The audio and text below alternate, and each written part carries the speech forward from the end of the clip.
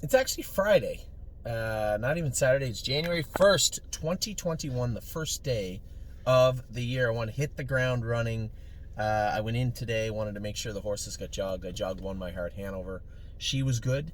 Jessie Balboa was good. Those horses are both racing Wednesday. Now the track's icy. Just the weather. When you go from -2 to +2 to 0 to sun to rain to more rain to snow and a foot of snow, then it's going to melt. Then it's going to rain again. Then it's going to freeze.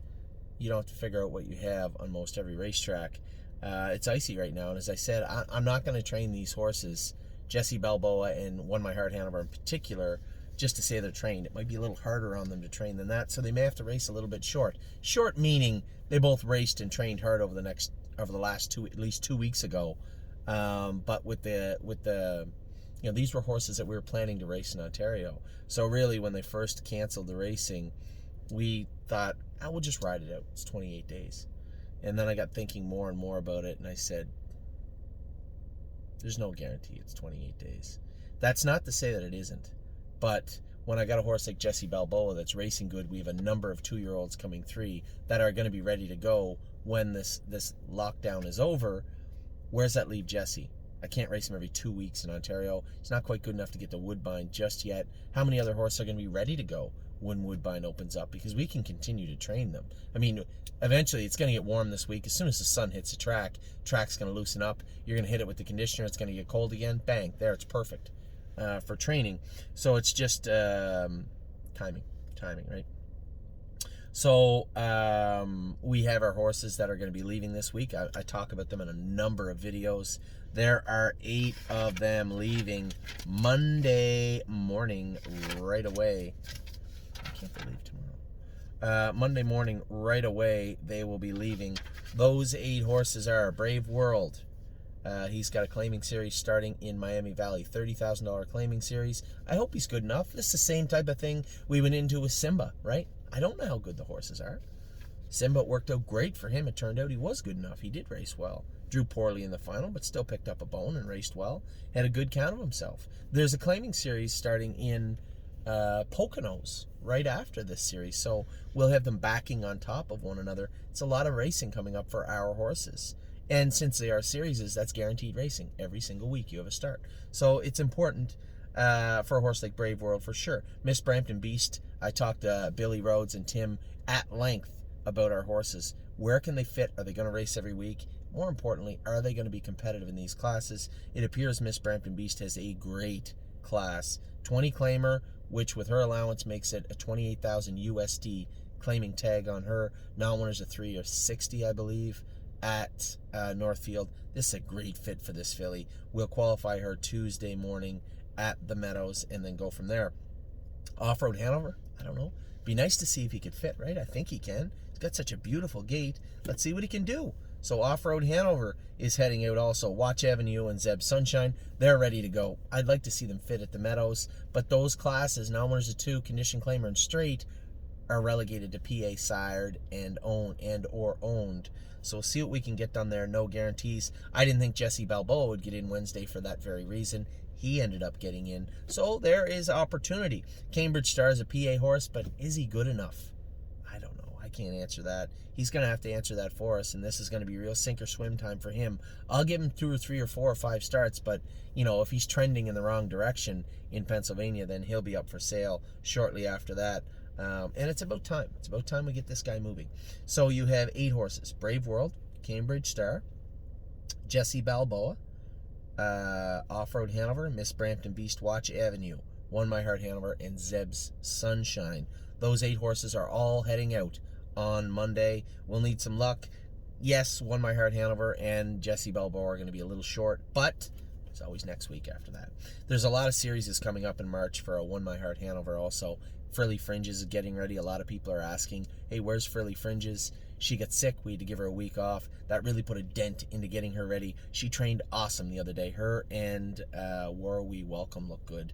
So Frilly Fringe is getting very close to the races. War We Welcome's just starting back. She's going to need she's going to take the full length of this lockdown, if it is in fact 28 days, to get a good look at where she should be, where she will be, and where she will be racing.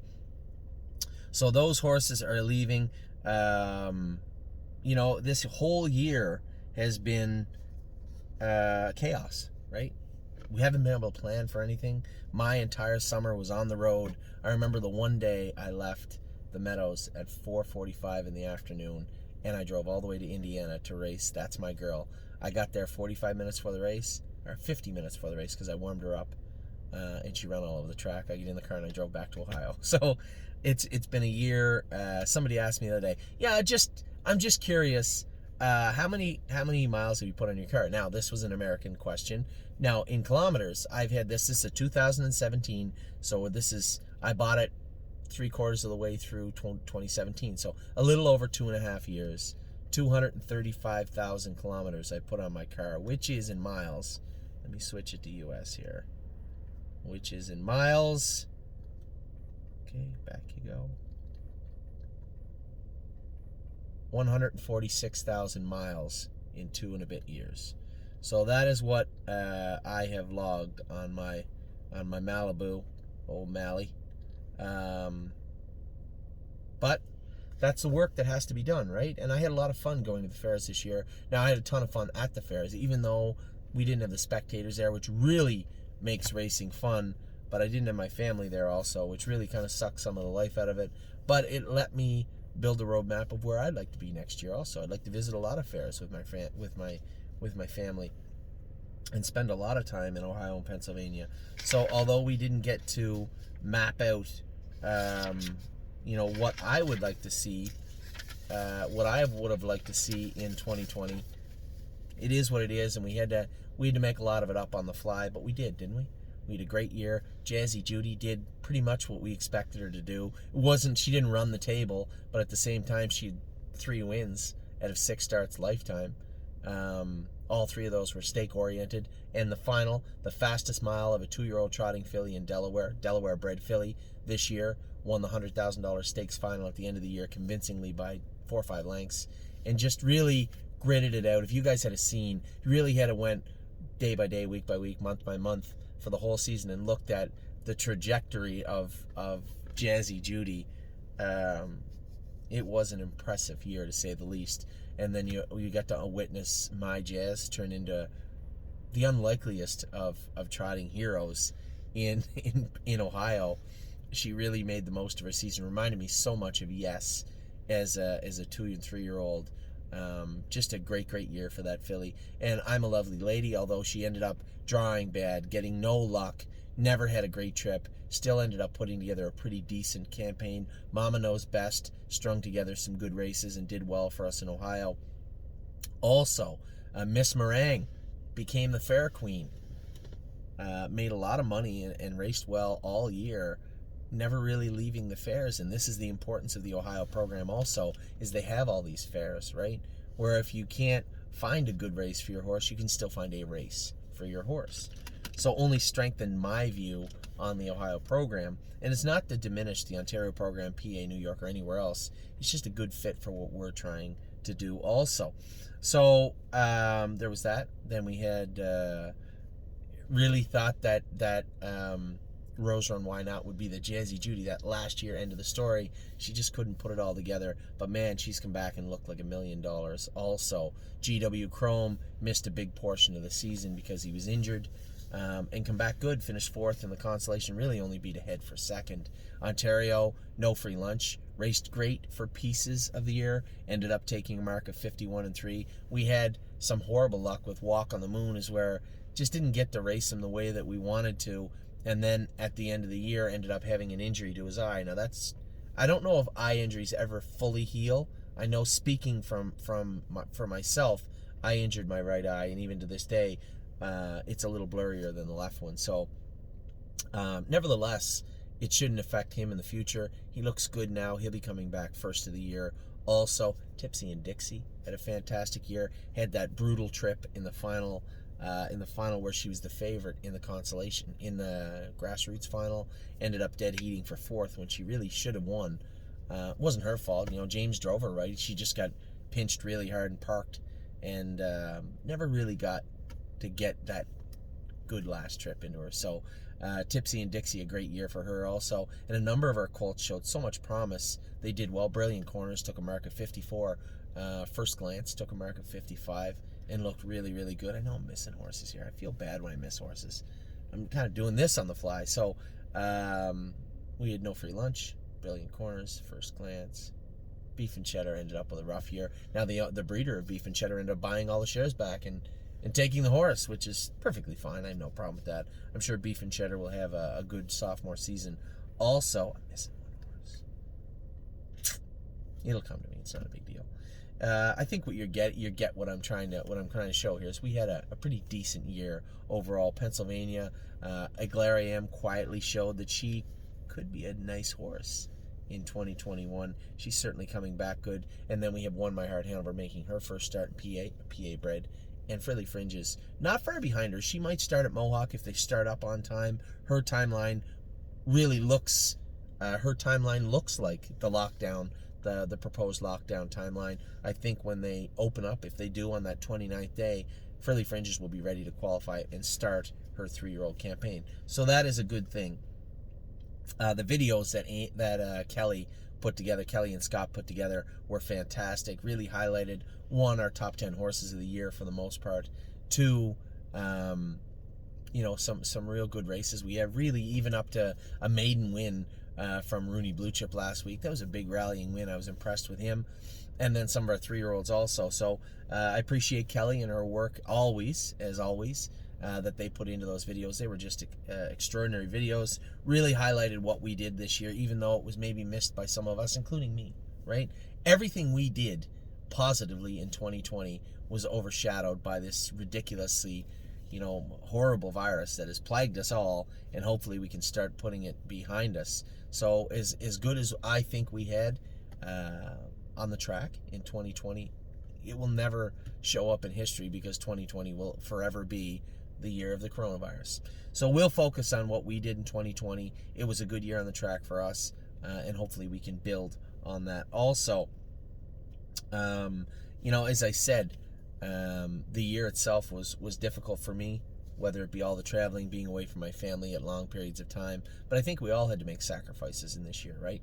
We all had to go that extra bit further or do that extra bit more just to try and salvage some sort of normality in this calendar year, and I certainly played my role. As much as you saw me driving all over North America racing horses all summer, you didn't get to see everybody in the behind the scenes. My wife had the 3 kids here with her in the barn every day, making sure everything was running smoothly. So as much as I may have been obvious and in your eye line, in your sight for running around and doing so much work in 2020, the things that really went unnoticed by a lot of people were the things that meant the most. So as much as I felt that I did as much as I could, I think my wife Amy went above and beyond in 2020 also.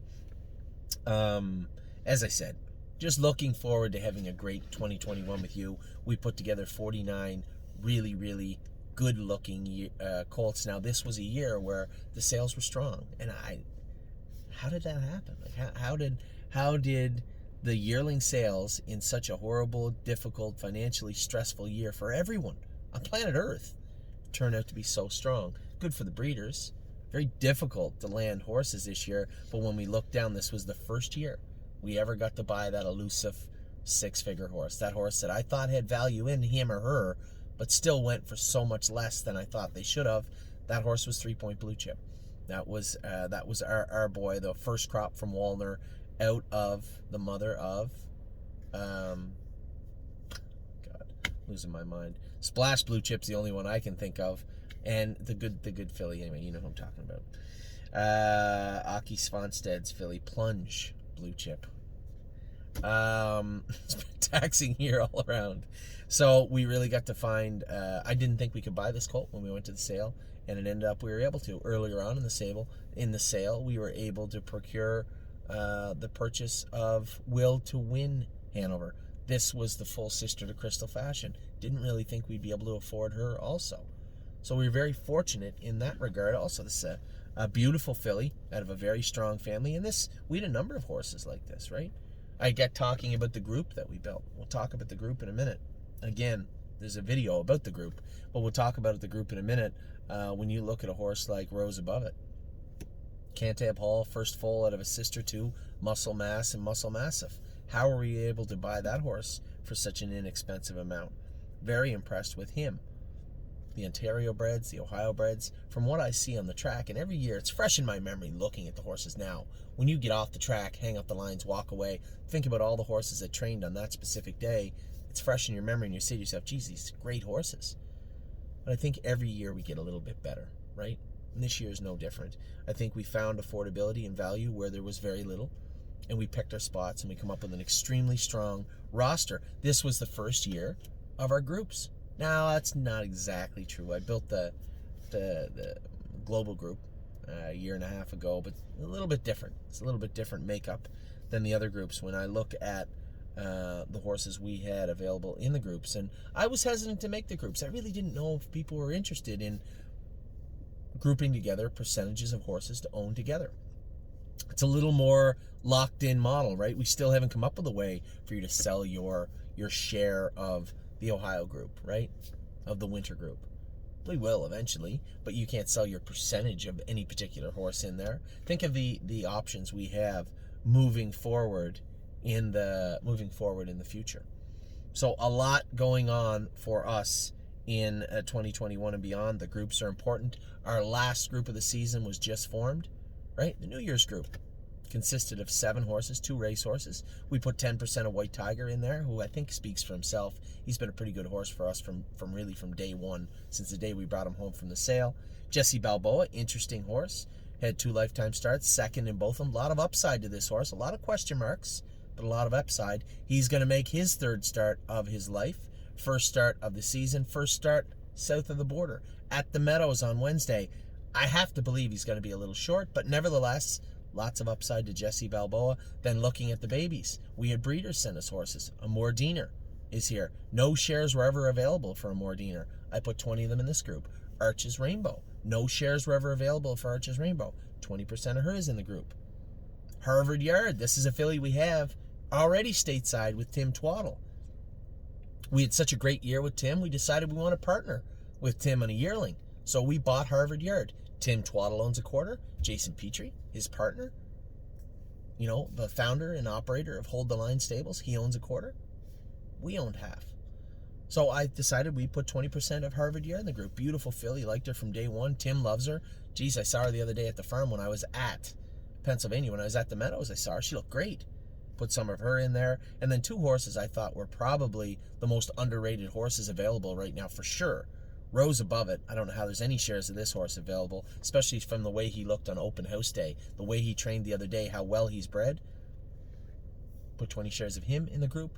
And then a horse that I just think nobody's really got a good look at. And I haven't, because Mario's been going with him. But Renegade Gypsy, just an enormous, gorgeous horse. James went with him in the open house day. He said, this horse can fly. He said, I made a break with him. He just was green. He made a break. But his last half had to be in 17 or 18, which is much faster than anybody's gone so far. So the New Year's group is all trotters. Very impressive looking group of horses. A wide swath, bookended by very young and potentially talented Jesse Balboa. He could end up being just a run-of-the-mill average horse, or he could end up being a stake horse. The world's his oyster right now, and he's proved that he wants to do better. So that's step 1. Jesse Balboa. In between those, you have 5 babies that are very, very talented. 2 of them you won't find shares anywhere else on earth that you can buy, right? With a Mordiner and Arches Rainbow. They're just not available. And then bookended on the other end by White Tiger, probably one of the best horses we've ever had. Made $250,000, equaled the world record, been a stakes record, been a stakes race winner at 2 and 3, done decent things at 4. I'm thinking 2021's his year. He's going to put it all together. And if his start the other day where he finally left again, made front, worked out a leaving trip, he did get beat. He shouldn't have, but he did. If that is the new and improved White Tiger, then I think we got a real good horse moving forward. So that is the final group put together. The New Year's group is put together and out there for everybody. A little less than half of that group is still available. 1% of that group is $384.65, and then it's $31.21 per month per 1% ownership share of the New Year's group is $31.20 plus taxes. Now, I did have Wendy mention to me, she said, Anthony, that's great when they're in Canada, but when you have a horse like Stonebridge Simba in the States, there's going to be added costs.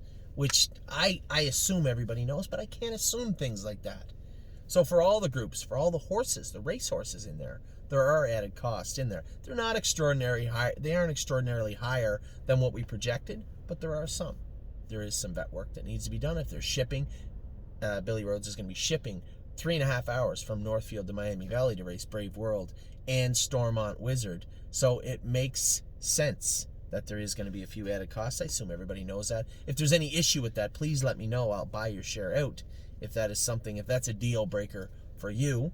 Obviously, as I said, these groups, we made them, it was a little bit cart before the horse with some of them, but I really didn't think they'd take off like that. I thought it would take time to sell them out, and instead they sold out in some cases immediately in under 24 hours, and in other cases I suspect the last group might take the rest of the week to fill out. We'll finalize that, stamp it, and put it in place.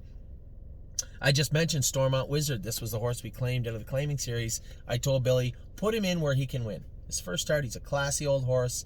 He did get injured. He jumped on himself. Okay, so clean him up, get him healthy, qualify him, put him in the claiming series, put him in whatever lag you think he can win, whether that's the 12-5, the 15, or whatever. You put him in where you think he can win. That is where Stormont Wizard is going to be going. Brave World will be going to the $30,000 designation claimer in that particular claiming series coming up in Miami Valley. Cavill Handlers had 3 weeks off. Mark Harder's just going to get him ready for Yonkers 2021, Yonkers and PA 2021. West 52nd, he's been flip-flopping from classes where he was in really tough to classes that he really can do well in. Last week was the first. This week is the latter. I hope that he finds a consistent level to race at, but West 52nd drew the inside.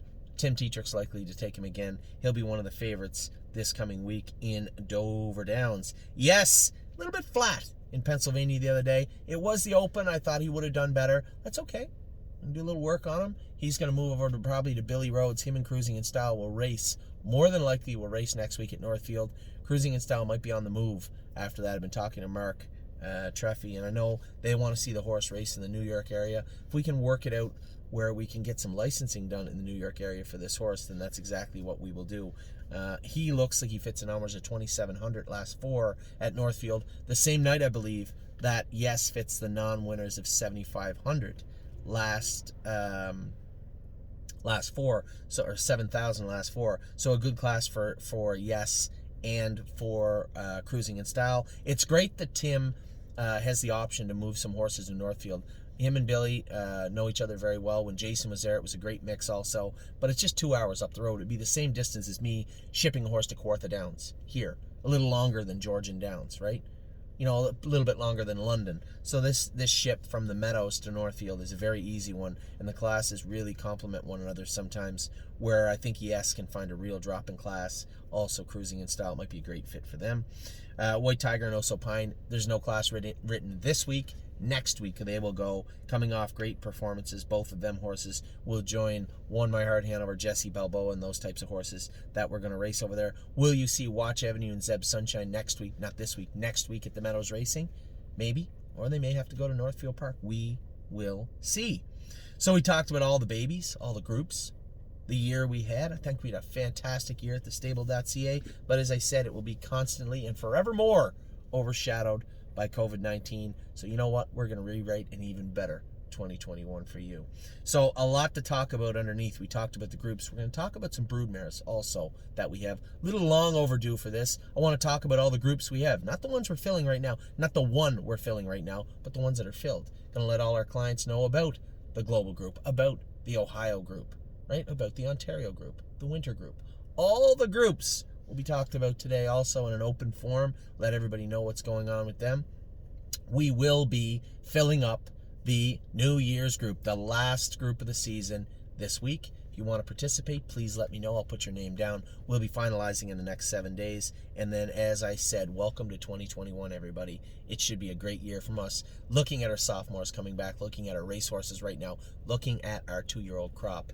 I suspect it will be a banner year for both you and I. I hope you all had a wonderful New Year's Eve. Talk to you very, very soon.